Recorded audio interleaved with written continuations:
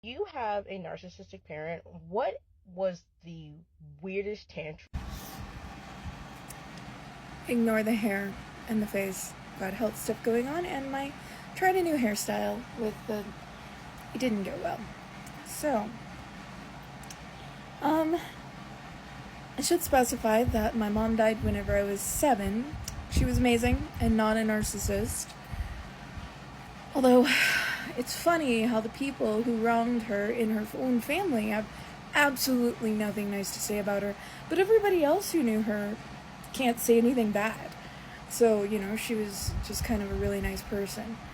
Her parents, on the other hand, both narcissists, like different kinds. And I'm pretty sure my maternal grandmother had some other stuff going on. Like, okay, psycho, looking at people like they're, puppets and not people.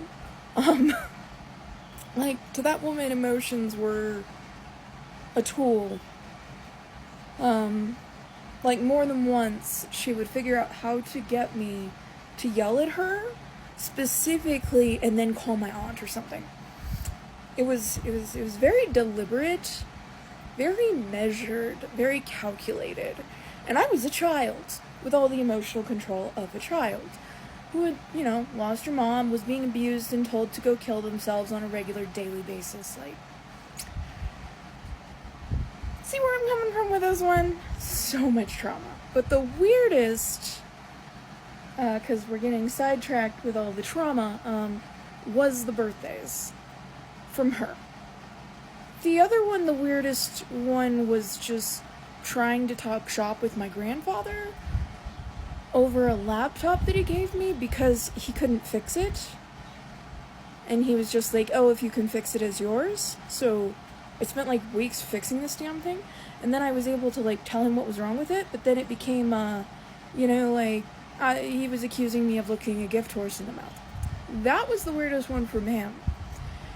The weirdest one from my grandmother, though, was the canceling of birthdays. Every single birthday from the age of 12 up was canceled. Hi. Considering that I basically just post videos of my cats on this channel. Hello. This is appropriate. So, every single birthday.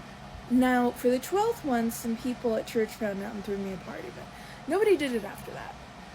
So, what she would do is every single year, she would tell me that I could have one friend over, and she would let me invite that one friend. And then the week of 1 to 2 weeks beforehand, sometimes it was just the day before.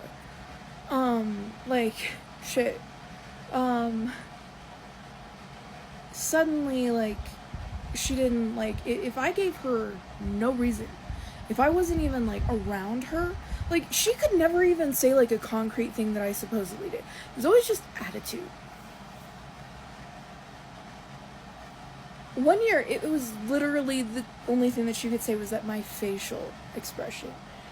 Which is ironic because I literally learned to go blank face over this woman. And I still do it without meaning to sometimes. So I'm either, like, really animated or really blank face. Obviously, I can't talk about this without, like, talking about it. But that was the weirdest one from her. And if you think that that's the worst thing that she ever did, you would be very sadly mistaken. And had my doctors actually listened to me, my firstborn would not have been an emergency C-section. Because they thought that I would be somehow more visually defaced because of something that she did that actually caused issues with that process.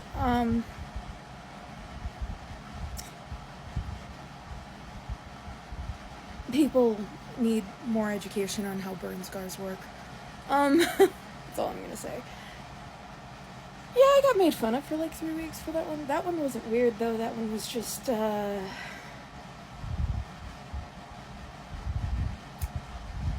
kind of trauma that makes me wish that I was able to block it out like my aunt does. And the only reason why I know she's blocking stuff out is because the pettiest thing, the weirdest one for her, was that when at age 18 I reached out trying, because I was talking to a therapist, and like 18, 19 I reached out, again I was talking to a therapist, and the therapist said, well, there's no way that it was just you. I didn't even know my mom had been abused. I actually found out from this conversation, and this led me down like a whole rabbit hole of like finding out some of the shit my grandmother did. My mom wasn't even alive to tell me, but my aunt just started screaming at me that my mom was a liar and all this stuff, and I was like, I don't even know where this is coming from. Like, I'm talking about my experience. My mom wasn't even part of this conversation. She'd been dead since I was 7. Next thing I know, I'm being screamed at that my mom was a liar and all this, that, and the other. And then suddenly, she starts yelling at me like she's not talking to me anymore. She's talking to Mom. That's what I am on my mom's side of the family. I am like, you look so much like your mother. Let's just treat you like shit. And they just never acknowledge how messed up that is. And afterwards, my aunt would actually deny this entire conversation, which shows you about where they are in accountability for their own behavior, too. So there's that. So my aunt just starts screaming at me like my mom, and this is how I know. This is what told me, like, it wasn't even just my mom.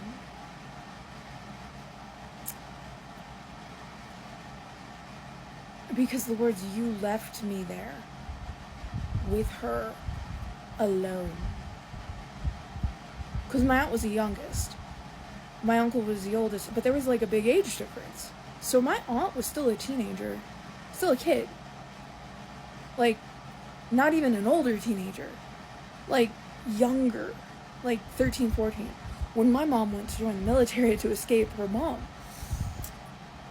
And, this is a lot when, like, all 3 of your kids, even the ones that, like, are kind of like the typical Valley girl, ew, I don't want to do all these things, like my aunt, join the military to escape you. One is, like, mentally detached from everything. That would be my uncle. The other one is, like, in denial constantly, and if they ever acknowledge it, that just never happened. And she's also really obsessed with appearances for some reason. Which is like the opposite of me. If you couldn't tell. By the fact that I'm not using filters or anything to, like, dress it up. Yes, I know my skin is terrible. Yes, I know my hair has frizzed today.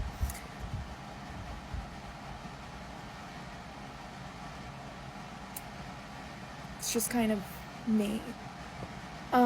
Yes, there are things that I get self-conscious about that, like, nah, the world can go F itself.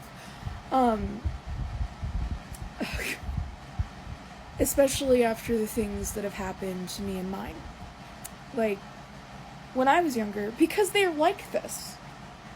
And anything that happens to me is like a predetermined, you must have deserved it. Including, that stuff.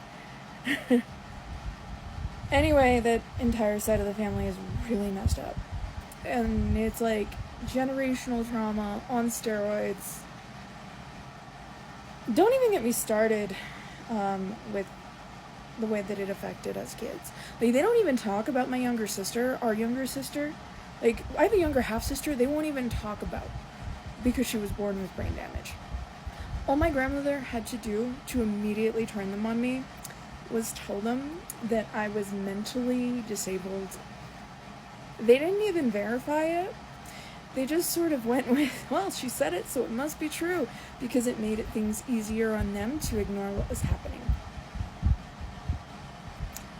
Yeah, this certainly turned into a kind of vague trauma dump. Because if I went into detail, I would be writing novels, and yeah. Anyway, yeah. Lots of stories.